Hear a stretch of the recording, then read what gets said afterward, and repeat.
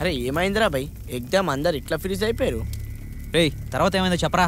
అరే కథ అయిపోయిందిరా భయ్, ముందే చెప్పిన కదా ఇది ఒక పెద్ద అంతులేని కథ అని. అంతులేని కథలా లేదురా, అర్థం లేని కథలా ఉంది. సెకండ్ హాఫ్ చెప్పే. లేదురా అయిపోయింది. నీ అబ్బా మిస్డ్ కాల్ ఇచ్చినోడికి మనం తిరిగి ఫోన్ చేస్తే వాడు ఫోన్ ఎత్తకపోతే ఎలా ఉంటుందో తెలుసా? ఇప్పుడు అలా ఉంది నాకు. క్లైమాక్స్ చెప్తే కిక్ ఏముందిరా భయ్. కమాన్, నెక్స్ట్ ఏం జరిగిందో ఊహించండి. నా రేంజ్కి ఎదిగి నాకన్నా మేధావులు అనిపించుకోండి. సోదాపే అదేదో నువ్వే చెప్పరా. నేను చెప్తాను. ఇంపాసిబుల్. లత ఇంటికొచ్చింది, ఇంకో లత కాదు. లత కాదా? లత మొగుడు. ఏంట్రా ఇది? లత దగ్గరకు వచ్చింది వాళ్ళు ఆయన అంటాడేంటి? నీకెట్లా తెలుసు? జర చెప్పు. మరి మాతో ఇంకో లత వచ్చిందన్నావు? నువ్వు ఆపో. ఏంటి బాస్, నా మైండ్లో ఉన్న క్లైమాక్స్ ని నువ్వు ఎట్లా గెస్ చేసావు? 7 ఏళ్ల క్రితం యానాంలో జరిగిన సంఘటన ఇది. భర్త ప్లేస్ మార్చి భార్యగా చెప్పావు. ఓ షట్! ఎరా మమ్మల్ని ఫూల్స్ చేయడానికి కథనే మార్చేసావా? కథలా కొంచెం ట్విస్ట్ ఉండాలని కొత్తగా ట్రై చేసినారా? బాటిల్ ఇచ్చి కొడేస్తానే అద్దవ్వా.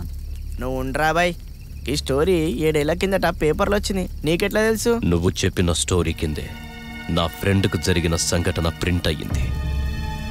ప్రింట్ అయ్యిందా? ఏంటది? నా ఫ్రెండ్ ఒకడుండేవాడు.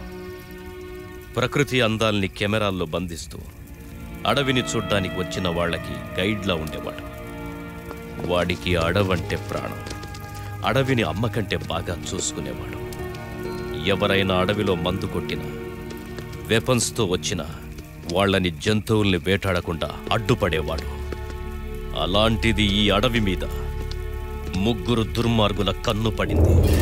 చర్మాల కోసం, దంతాల కోసం అడ్డొచ్చిన జంతువుల్ని అడ్డంగా నరికేశారు.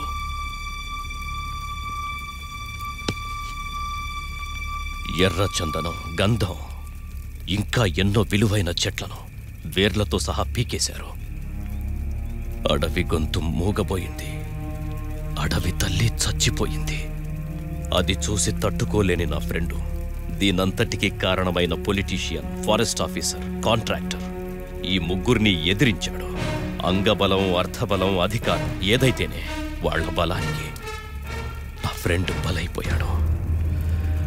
అడవి తల్లి ఒడిలో అర్థాంతరంగా చనిపోయాడు.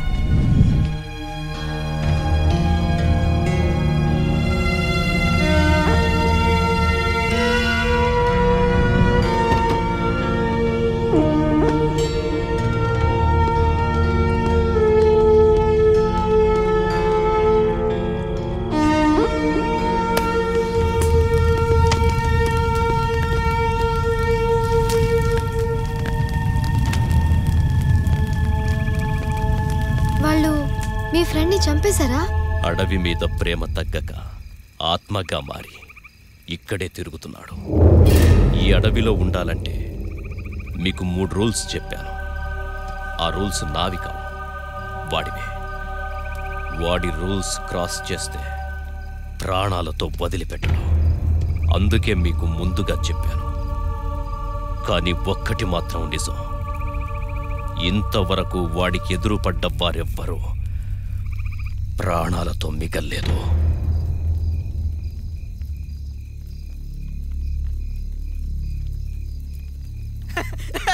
అరే చూడండి రా, జోక్ బాగానే ఉంది బాసు. మొగుడు బ్రతుకున్నా సరే చచ్చాడని చెప్పి పెన్షన్ తీసుకుని ఆడాలని చూశాను, కానీ సచ్చినోడు బ్రతికే ఉండని టెన్షన్ పెట్టే పిక్చర్ నిన్నే చూస్తున్నా. పైగా ఆత్మలు ఆర్డర్లు పాస్ చేస్తాయంట. అరే వాటిని మనము తూచా తప్పకుండా పాటించాలంట. ధోని అడవిలో అడుగు పెట్టాలంటే లైసెన్స్ కావాలేమో. అడుగు బాసు. ఇక్కడ బతకాలనుకునే వాడికి ఉండాల్సింది లైసెన్స్ కాదు, కామన్ సెన్స్. అది మా దగ్గర మస్తుంది.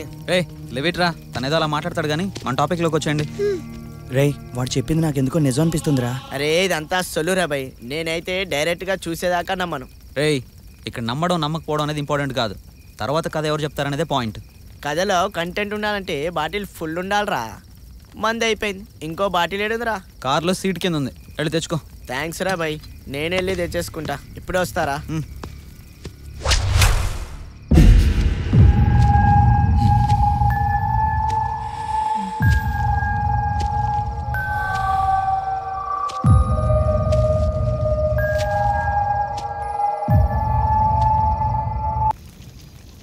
ఏమో అనుకున్నాను కానీ మనలో ఒక్కొక్కరు ఒక్కొక్క రకంగా థ్రిల్ చేస్తున్నారా.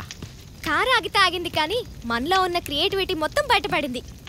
రేయ్ చేసిరా బంగారం. ఉమ్.